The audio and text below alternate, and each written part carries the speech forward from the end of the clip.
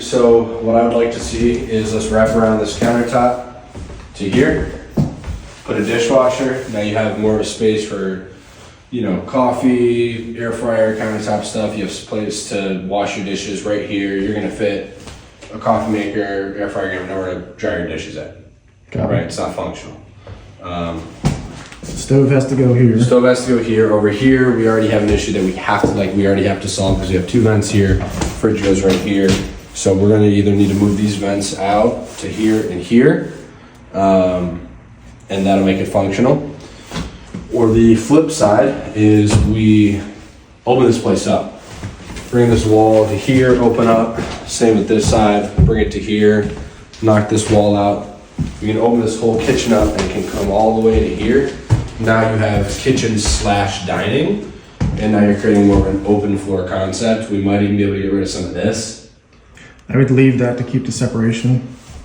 Not all of it. Not all of it, just a portion. That and it's load bearing. You can handle that. There's ways around it. It just doesn't, it's not cheap. Right. A lot of glue in. All right, so potentially delete this, delete this, delete this, move these. My opinion, move these. Shit, you just talked about moving them. Well, no, that's Oh, the that was plan second one. plan. All right, so plan one would be do that. Plan one, two. cabinets here. Plan two, delete this wall, delete these vents, move these vents over to this wall. Just make one big one. And now you can run cabinets. Delete this wall, run cabinets the whole length, or a good measure, and now you can put everything in a row. You've got great dining space, and you're more open into the family room. So you get more natural light coming through and through, and I think that would be awesome looking if there's a budget for it. All right, so we're back in the basement of Moorfield, and obviously you can see that it's pretty much finished here, but we're trying to design some way to get another bedroom and another bathroom in here. We'll just leave this side for utilities, laundry, and storage over here.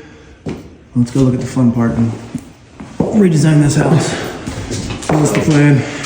My idea here is we build a wall from this line that you see here, Paint line right there, yep. all the way across through this room. And go all the way through to the other room. All right, so we're taking this part out here. Run that all straight across to here. And you have a wall here, you can have a door here, Yep. or wherever. Right, You walk in, this wall right here is gone. delete this wall. You have a master bedroom. Yep. And then somewhere around, say this line here, Yeah. you would have an entrance into your master bathroom, Yep. dual sink, all the good stuff. And then over here, you're gonna have your walk-in closet. Yep. And then potentially, if we're gonna do all this right here, you're gonna need to have an egress window Yep. with a dugout, You gotta cut the block, put a dugout in, so you can be safe and leave when there's a fire. safe and legal, nice. All That's right, it. so, We'll drywall everything. so we'll cut that window for ingress, egress.